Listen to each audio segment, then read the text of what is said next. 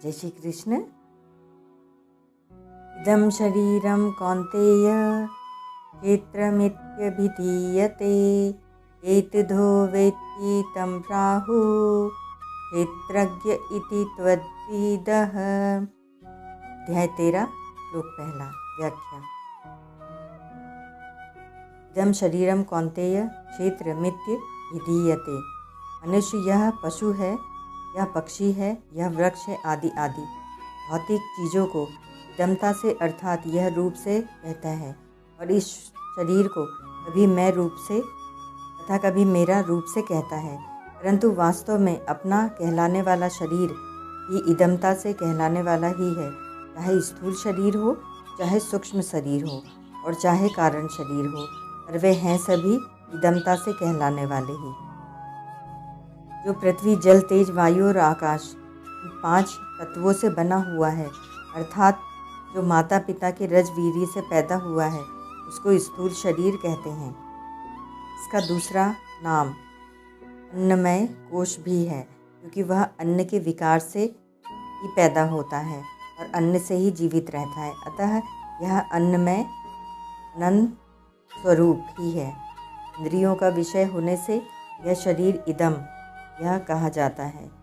5 ज्ञानेंद्रियों का, 5 कर्मेंद्रियों का, 5 प्राण, 5 मन और बुद्धि, इन 17 तत्वों से बने हुए को सूक्ष्म शरीर कहते हैं। इन 17 तत्वों में से प्राणों की प्रधानता को लेकर यह सूक्ष्म शरीर, प्राणमय कोश मन की प्रधानता को लेकर यह मनोमय कोश और बुद्धि की प्रधानता को लेकर यह विज्ञानमय कोश कहलाता है। ऐसा यह सूक्ष्म शरीर भी अंतःकरण का विषय होने से इदम कहा जाता है। ज्ञान को कारण शरीर कहते हैं। मनुष्य को बुद्धि तक का तो ज्ञान होता है, पर बुद्धि से आगे का ज्ञान नहीं होता, इसीलिए इसे अज्ञान कहते हैं। यह अज्ञान संपूर्ण शरीरों का कारण होने से कारण शरीर कहलाता है। इस कारण शरीर को स्वभाव, आदत और प्रकृति भी कह देते हैं और इसी को आनंदमय कोश भी कहते हैं। जागृत अवस्था में स्थूल शरीर की प्रधानता होती है, इसमें सूक्ष्म तथा कारण शरीर भी साथ में रहते हैं। स्वप्न अवस्था में सूक्ष्म शरीर की प्रधानता होती है और उसमें कारण शरीर भी साथ में रहता है। सुषुप्ति अवस्था में स्थूल शरीर का ज्ञान नहीं होता, जो कि अन्नमय कोश है, और सूक्ष्म शरीर का भी ज्ञान नहीं रहता, जो कि प्राणमय, मनोमय एवं विज्ञानमय कोश है, अर्थात बुद्धि अविद्या ज्ञान में लीन हो जाती है। अतः सुषुप्ति अवस्था कारण शरीर की होती है। जागृत और स्वप्न अवस्था में तो सुख दुख का अनुभव होता है, और सुषुप्ति अवस्था में दुख का अनुभव नहीं होता और सुख रहता है। इसीलिए कारण शरीर को आनंदमय कोश कहते हैं। कारण शरीर की स्वयं का विषय होने से स्वयं के द्वारा जानने में आने वाला होने से इदम कहा जाता है। उपर्युक्त तीनों शरीरों को शरीर कहने का तात्पर्य है कि इनका प्रतिक्षण नाश होता रहता है। इनको कोश कहने का तात्पर्य है कि जैसे चमड़े से बनी हुई थैली में तलवार रखने से उसकी म्यान संज्ञा हो जाती है, ऐसे ही जीवात्मा के द्वारा इन तीनों शरीरों को अपना मानने से, अपने को उनमें रहने वाला मानने से इन तीनों शरीरों की कोश संज्ञा हो जाती है। इस शरीर को क्षेत्र कहने का तात्पर्य है कि यह प्रतिक्षण नष्ट होता प्रतिक्षण बदलता है। यह इतना जल्दी बदलता है कि इसको दोबारा कोई देख ही नहीं सकता, अर्थात दृष्टि पड़ते ही जिसको देखा उसको फिर दोबारा नहीं देख सकते, क्योंकि वह तो बदल गया। शरीर को क्षेत्र कहने का दूसरा भाव खेत से है। जैसे खेत में तरह तरह के बीज डालकर खेती की जाती है, ऐसे ही इस मनुष्य शरीर में अहमता ममता करके जीव तरह तरह के कर्म करता है। उन कर्मों के संस्कार अंतःकरण में होते हैं। वे संस्कार जब फल के रूप में प्रकट होते हैं, तब दूसरा देवता, पशु पक्षी, कीट पतंग आदि का शरीर मिलता है। जिस प्रकार खेत में जैसा बीज बोया जाता है वैसा ही अनाज पैदा होता है, उसी प्रकार इस शरीर में जैसे कर्म किए जाते हैं उनके अनुसार ही दूसरे शरीर, परिस्थिति आदि मिलते हैं। तात्पर्य है कि इस शरीर में किए गए कर्मों के अनुसार ही यह जीव बार बार जन्म मरण रूप फल भोगता है।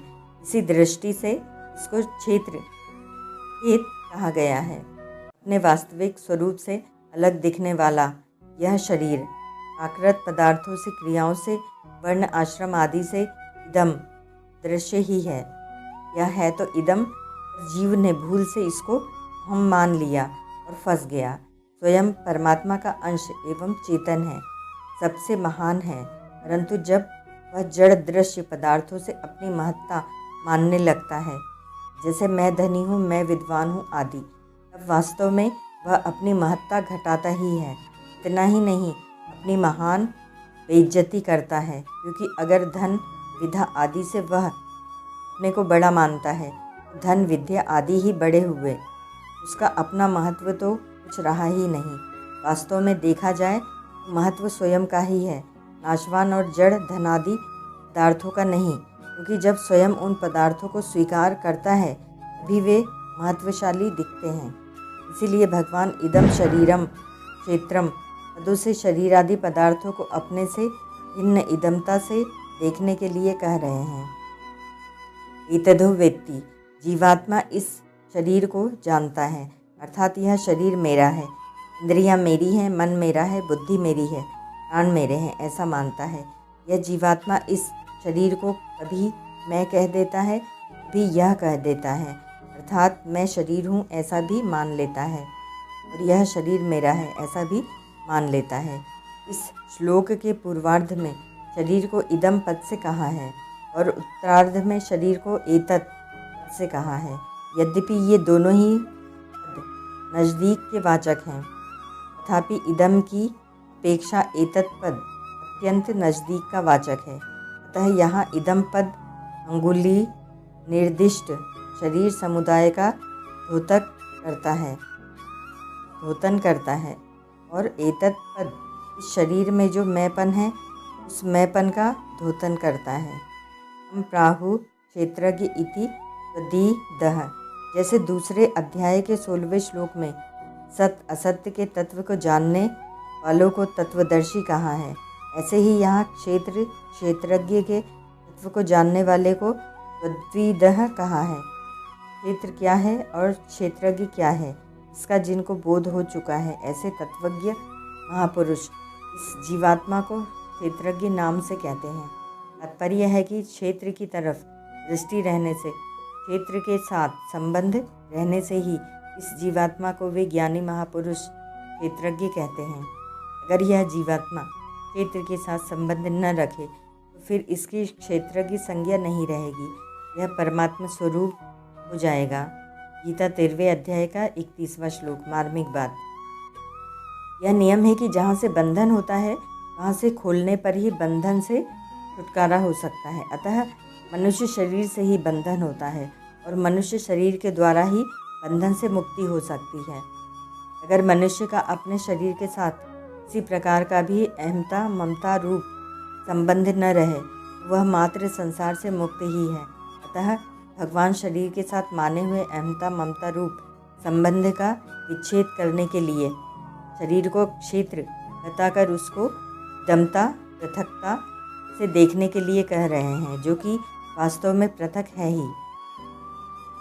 शरीर को इदमता से देखने का केवल अपना कल्याण चाहने वाले साधकों के लिए ही नहीं, प्रत्युत मनुष्य मात्र के लिए परम आवश्यक है, कारण कि उसका अपना उद्धार करने का अधिकार और अवसर मनुष्य शरीर में ही है। यही कारण है कि गीता उपदेश आरंभ करते ही भगवान ने सबसे पहले शरीर और शरीरी की पृथकता का वर्णन किया है। दम का अर्थ है यह, अर्थात अपने से अलग दिखने वाला सबसे पहले देखने में आता है। पृथ्वी, जल, तेज, वायु तथा आकाश से बना यह सूक्ष्म स्थूल शरीर यह दृश्य है और परिवर्तनशील है। इसको देखने वाले हैं नेत्र। जैसे दृश्य में रंग, आकृति, अवस्था, उपयोग आदि सभी बदलते रहते हैं, पर उनको देखने वाले नेत्र एक ही रहते हैं। ऐसे ही शब्द, स्पर्श, रूप, रस और गंध रूप विषय भी बदलते रहते हैं, पर उनको जानने वाले कान, त्वचा, नेत्र, जीहा आदि नासिका एक ही रहते हैं। जैसे नेत्रों से ठीक देखना, कम दिखना और बिल्कुल न दिखना, ये नेत्र में होने वाले परिवर्तन मन के द्वारा जाने जाते हैं। ऐसे ही कान, त्वचा, जीहा और नासिका में होने वाले परिवर्तन भी मन के द्वारा जाने जाते हैं। अतः पांचों ज्ञानेंद्रियां कान, त्वचा, नेत्र, जीहा और नासिका भी दृश्य है। कभी क्षुब्ध और कभी शांत, कभी स्थिर और कभी चंचल। ये मन में होने वाले परिवर्तन बुद्धि के द्वारा जाने जाते हैं। अतः मन भी दृश्य है। कभी ठीक समझना, कभी कम समझना और कभी बिल्कुल न समझना। ये बुद्धि में होने वाले परिवर्तन स्वयं जीवात्मा के द्वारा जाने जाते हैं। अतः बुद्धि भी दृश्य है। बुद्धि आदि के दृष्टा स्वयं जीवात्मा में कभी परिवर्तन हुआ नहीं है, नहीं होगा, नहीं और होना संभव ही भी है नहीं। वह सदा एक रस रहता है। अतः वह कभी किसी का दृश्य नहीं हो सकता। सर्वप्रथम नेत्र दृष्टा है, रूप दृश्य है, फिर मन दृष्टा है और नेत्रादि इंद्रियां दृश्य है, फिर बुद्धि दृष्टा है और मन दृश्य है। अंत में बुद्धि की वृत्तियों का भी जो दृष्टा है वह साक्षी स्वयं प्रकाश आत्मा किसी का भी दृश्य नहीं है। इंद्रियां अपने अपने विषयों को तो जान सकती हैं, पर विषय अपने से पर, सूक्ष्म, श्रेष्ठ और प्रकाशक इंद्रियों को नहीं जान सकते।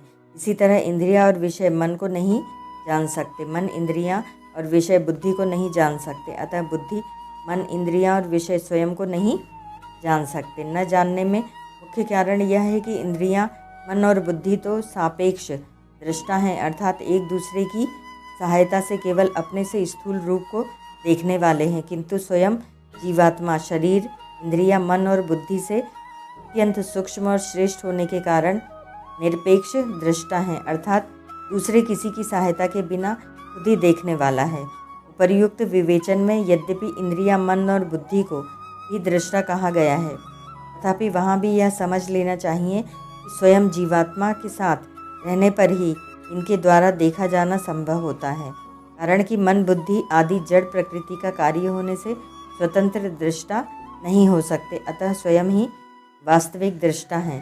दृश्य पदार्थ, शरीर, देखने की शक्ति, नेत्र, मन, बुद्धि और देखने वाला जीवात्मा, इन तीनों में गुणों की भिन्नता होने पर भी तात्विक एकता है, कारण कि तात्विक एकता के बिना देखने का आकर्षण, देखने का सामर्थ्य और देखने की प्रवृत्ति सिद्ध ही नहीं होती। यहाँ यह शंका हो सकती है कि स्वयं जीवात्मा तो चेतन है, फिर वह जड़ बुद्धि आदि को, जिससे उसकी तात्विक एकता नहीं है, कैसे देखता है। इसका समाधान यह है कि स्वयं जड़ से तादात्म्य करके जड़ के सहित अपने को मैं मान लेता है। यह मैं न तो जड़ है और न चेतन ही है। जड़ में विशेषता देखकर यह जड़ के साथ एक होकर कहता है कि मैं धनवान हूँ, मैं विद्वान हूँ आदि, और चेतन में विशेषता देखकर यह चेतन के साथ एक होकर कहता है कि मैं आत्मा हूँ, मैं ब्रह्म हूँ आदि। यही प्रकृतिस्थ पुरुष है, जो प्रकृतिजन्य गुणों के संग से ऊंच नीच योनियों में बार बार जन्म लेता रहता है। तात्पर्य यह निकला कि प्रकृतिस्थ पुरुष में जड़ और चेतन दोनों का अंश विद्यमान है। चेतन की रुचि परमात्मा की तरफ जाने की है, किंतु भूल से उसने जड़ के साथ तादात्म्य कर लिया। तादात्म्य में जो जड़ अंश है उसका आकर्षण प्रवृत्ति जड़ता की तरफ होने से ही वही सजातीयता के कारण जड़ बुद्धि आदि का दृष्टा बनता है। यह नियम है कि देखना केवल सजातीयता में ही संभव होता है, अर्थात दृश्य, दर्शन और दृष्टा के एक ही जाति के होने से देखना होता है, अन्यथा नहीं। इस नियम से यह पता लगता है कि स्वयं जीवात्मा जब तक बुद्धि आदि का दृष्टा रहता है तब तक उसमें बुद्धि की जाति की जड़ वस्तु है, अर्थात जड़ प्रकृति के साथ उसका माना हुआ संबंध है। यह माना हुआ संबंध ही सब अनर्थों का मूल है। इसी माने हुए संबंध के कारण वह संपूर्ण जड़ प्रकृति अर्थात बुद्धि, मन, इंद्रियां, विषय, शरीर और पदार्थों का दृष्टा बनता है। विशिष्ट भाव, इदम क्षेत्र के अंतर्गत अनंत ब्रह्मांड है। अनंत ब्रह्मांडों में जितने भी शरीर हैं उनमें परा जीव क्षेत्रज्ञ है और अपरा जगत क्षेत्र है। जीव जगत को जानने वाला और परमात्मा को मानने वाला है। जानने वाला व्यापक होता है, अतः क्षेत्रज्ञ के एक अंश में अनंत ब्रह्मांड है। येन सर्वमिदं ततम, गीता 2:17। साधक को जानना चाहिए कि मैं क्षेत्र नहीं हूँ, प्रत्युत क्षेत्र को जानने वाला क्षेत्रज्ञ हूँ। दृश्य दृष्टा के किसी अंश में होता है, जैसे आँख से सब कुछ देखने पर भी आँख नहीं भरती। अतः वास्तव में आँख दृश्य से भी बड़ी हुई। बुद्धि से कितनी ही बातें जान लें, पर बुद्धि कभी भरती नहीं, खाली ही रहती है। ज्यों भरते हैं त्यों खाली होती है। अतः बुद्धि बड़ी हुई। ब्रह्मा जी की उत्पत्ति, स्थिति और प्रलय भी हमारी बुद्धि के जानने के अंतर्गत है। स्थूल, सूक्ष्म और कारण संपूर्ण शरीर दृश्य है। ऐसे ही स्थूल, सूक्ष्म और कारण संपूर्ण सृष्टि भी दृश्य है। यह संपूर्ण दृश्य दृष्टा क्षेत्रज्ञ के किसी अंश में है।